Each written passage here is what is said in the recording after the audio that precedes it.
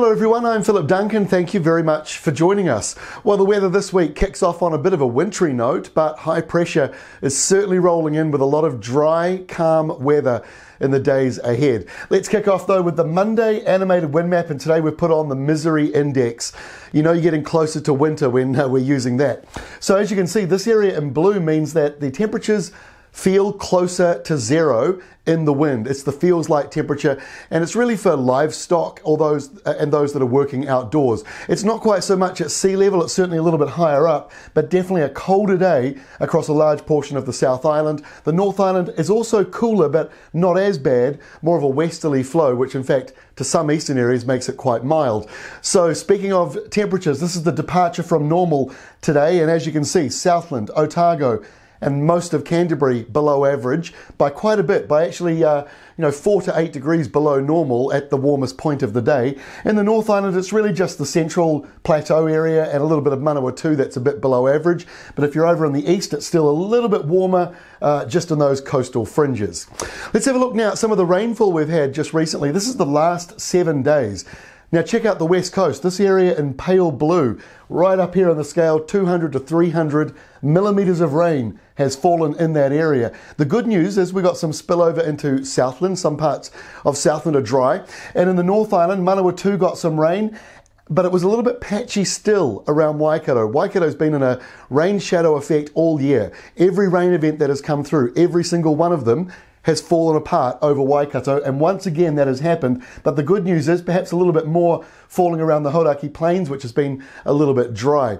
Now that's the rain that has been. This is the rain that is coming for the next 2 days. There is not a lot really on the way for those dry areas because the yellow and green zones 5 to 10 millimetres. So we're talking about another burst of rain and showers. Most of that is falling today, Monday, and then it clears away. But on Tuesday, there'll be a few more showers in some of the eastern areas. That's why we're seeing perhaps a little bit bigger rainfall totals for some of these areas in the orange. Other than that, though, the rain clouds are clearing as we head in towards Tuesday. And the final map for you is the snow map. We've got a bit of snow up in the mountains, obviously, with this system coming through. Some of the totals, not too extreme, but there could be still 20, 30 centimetres of snow up on the mountains, so just be aware of that over the next couple of days.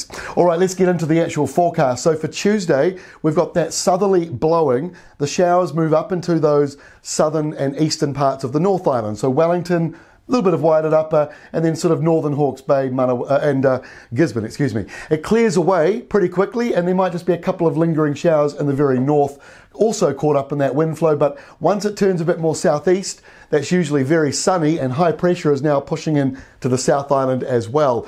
Cold nights ahead. There might be a few light frosts around the South Island first thing on either Tuesday morning or Wednesday morning, because that's when the high is fully in charge as it starts to move in. Just a couple of last remaining showers on Wednesday around the Mahia Peninsula, northern Hawke's Bay, Gisborne area. Pretty much that's it. Otherwise, almost everybody is dry, except for also Fiordland with a couple of little showers. On Thursday, dry. Well, it's very similar to Wednesday, but dry pretty much nationwide. A couple of showers in Fiordland, a couple of showers around East Cape.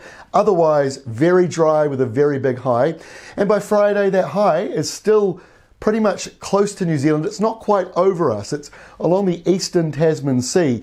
So when it's not perfectly over us and it's out to our west, we get a bit of a southerly flow. So it might just be a little bit cooler all week, certainly in the mornings, but the afternoons should become a little bit milder as we head towards the end of the week. And finally on Saturday, two things going on. One, we've got that big high finally crossing over New Zealand, so therefore the winds will start to change and they become a little bit warmer in the South Island where they start to turn northerly. The second feature is what's happening in the Tasman. Last week we thought there was a low forming. This week it's a little bit unclear because we've got a departing high over New Zealand, but another high coming in from Australia. And if the two join up, there's no chance of a low forming. If the two highs break apart a little bit, perfect conditions for a low to form in the Tasman. So watch this space, but at the moment the modelling looks more inclined to favour the highs joining up than a new big low forming, but we'll keep an eye on that in the days ahead. That is all from me. Enjoy the week ahead. It's, for many people, the first full week back at work in a wee while, so enjoy that. The weather is going to be pretty nice, and if you need to do laundry after those school holidays, get the washing done, because pretty much the rest of the week is looking dry and quite sunny as well. We'll update you again on Tuesday.